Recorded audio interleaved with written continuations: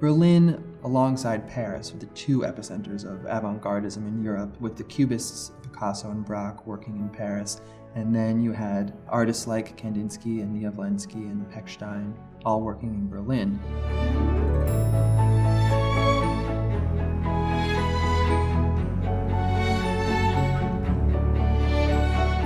It's a very focused collection. There's a very consistent motif in terms of art historical periods, but also in terms of the physical presence of the works.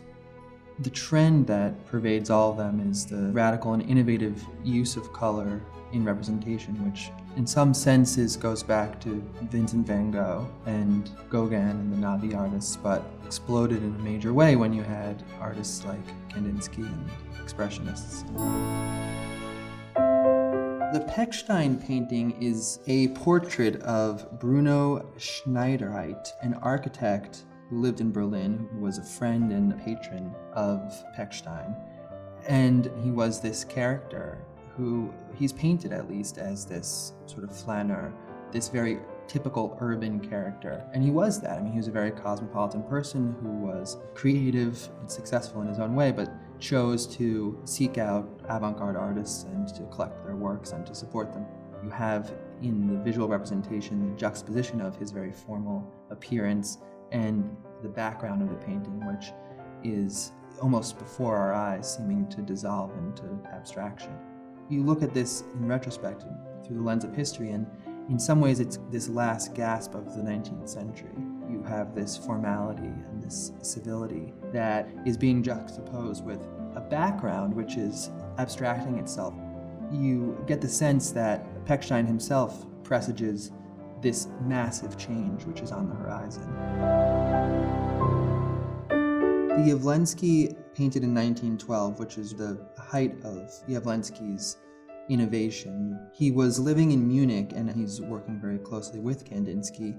This was really at the very beginning of both of their careers in terms of the push towards abstraction and the breaking away from essentially fauvism. Folk art plays a huge role in Jawlensky's career. He was Russian by birth and really admired Russian as well as Bavarian folk art. Jawlensky chose to portraitize a peasant woman who would have been one of the people he would have encountered in this setting. The most salient quality of this painting is the use of color and the brushwork, which are both electric. It is so intense, not only in the hues, but also in the vibrating passages that he paints, which really give this very emotional quality to the work. Campendonk is a very interesting artist. By comparison, relatively little of his work survives, so it's amazing to see a great example come up. Campendonk is turning his attention to animals, but in this case it's the most dreamlike setting. You've got a person who's laying, dozing, and then they're being visited by this cat, sphinx-like creature. Not unlike the Pechstein, you have a background which is seemingly dissolving into abstraction. And you see geometric panes, all sorts of use of color, which is at odds with the figures within the composition.